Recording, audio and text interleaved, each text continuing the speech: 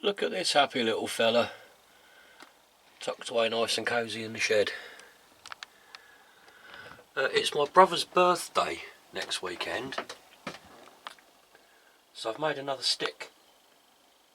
Now I've used Scottish red deer antler for the handle, which I've never done before, and it's absolutely lovely to work with. This isn't quite finished yet, I'm sort of getting towards the end, so I thought before it's completely finished I'll show you it along the way, and then hopefully tomorrow it'll be all varnished and epoxied, and then it's got a week of drying and it can go to my brother.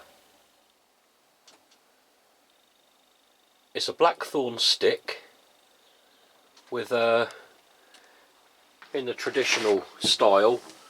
I've left some of the natural knobbly bits at the end there, look, and that's been sprayed black and epoxied. Got a nice brass cap on it, same as Helen's stick. And then you've got this nice bit of blackthorn, and it was a big sturdy thick bit of blackthorn. You can see at the top here I've not sanded all of the bark out, so that's pretty much the original thickness of the bit of blackthorn, and it was that thickness all the way down, so I had to take a lot of material off at this end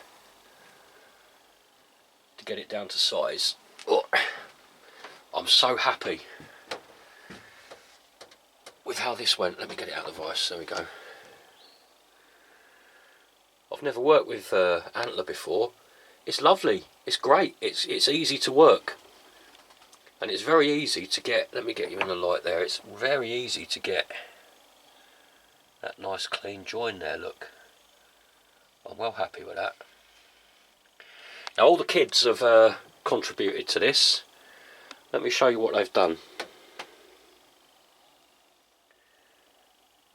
See, down here towards the end of the stick, before you get to the growly end, I made some little bits that the kids could write on.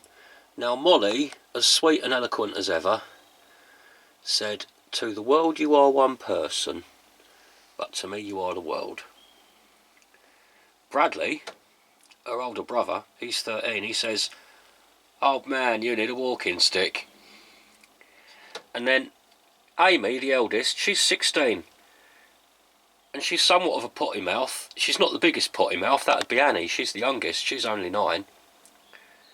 But I don't know who Fanny Licker is, Amy. Is that a friend of yours? I've never met a lady called Fanny Licker. I'm not sure why you love her. Now potty mouth Annie, who I really was hoping was going to give us something absolutely hilarious, refused to get out of bed. She was there under her duvet. Alright, it was 10 o'clock in the morning, but she refused to get out of bed, and I had a little bit, you know, cleared for her to write on. So Annie, I hope you're happy with this. I've done this on your behalf. I'm pretty gutted actually that I'm even giving this away. I should make one for myself, and I will. That deer antler, that's easy to get hold of. I bought that from the farm shop, the feed store in Kensworth. They sell them as expensive dog toys, dog chews. Scottish red deer antler, I think that cost about 15 quid. So they're not the cheapest, but they're not exactly bank breakers, you know. They take a lot of smoothing down. Now that might look rough as hell, but it's not. It's actually lovely and smooth in the hand, that.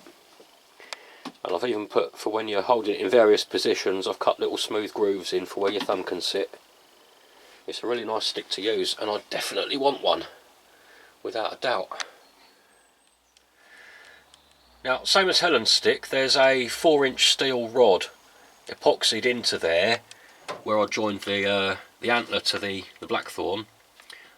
Drilled them both out. Now also on the antler, because if you've ever cut antler in half and looked at it cross-sectionally, it's very porous. So what I actually also did, I'm using the sort of artist's epoxy. It's very runny and it takes 12 hours to set. It's not like the stuff you get in a tube from B&Q. I filled up all those pores with epoxy and let that set before I then drilled into it and added the steel rod, which balances the thing very nicely as well. So what I've got left to do today, I I've epoxied that end already, because that's the weather, you know, bashing about in the rain and the cold end.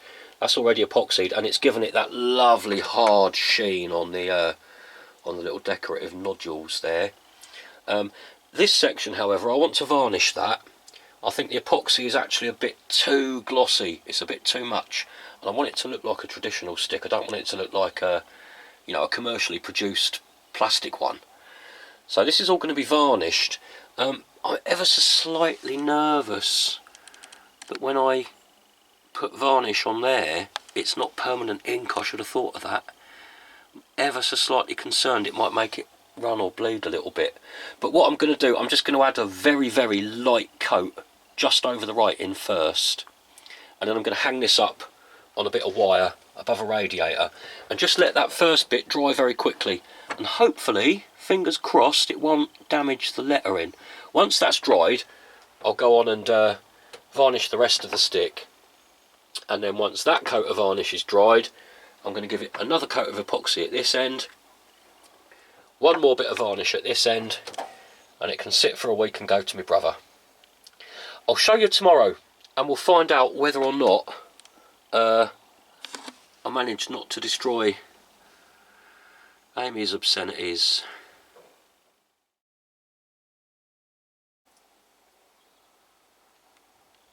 Well, it's not tomorrow, it's next week, but that all went quite well. The lettering, where are we? Oh, there we are. The lettering didn't bleed or anything like that. The varnish went over it quite well.